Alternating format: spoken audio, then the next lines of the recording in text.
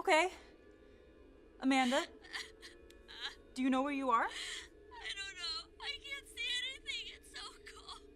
First of all, a very economical film, shot on a small set, under low lighting, and yet they managed to get full mileage out of what they had at their disposal. When she chipped the table, I immediately thought of Christine, the Stephen King horror movie where, oops, you accidentally scratched the haunted car, and now the haunted car is angry with you. It's got all the horror movie tropes in it, things so we kind of expect what's going to happen, but it works in the same. It doesn't matter, even though we know things are coming, it works very well. So, well done film, and as I said, it looks to me like a low budget, but they sure got their money's worth off on the screen. The two things I love about this horror film where it kind of transgresses the trope. One, she brings it on herself when she cracks the table, which you could argue, maybe most of the horror films classically, they do burn on themselves, hard to say. She definitely brings it on herself at the table, misusing it. But she also gives the caller good advice. Hang up with me and call the police. Knock on every door and look for help. That's good advice. And you usually don't get good advice in horror movies.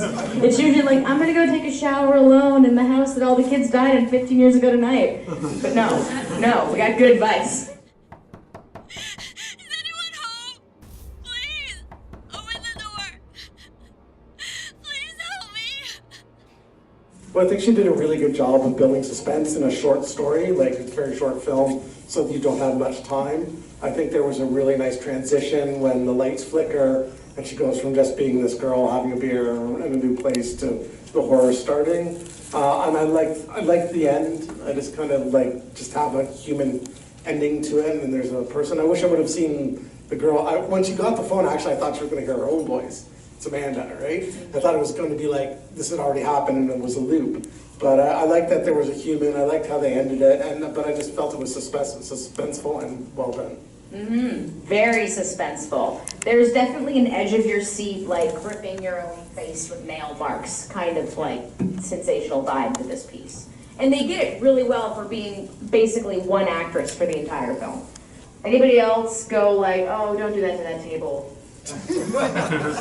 I had, as having parents who did antiquing, I was dying a little inside, and then I was like, wait a second, he revinyled it for a reason. I just thought it was an anxiety attack.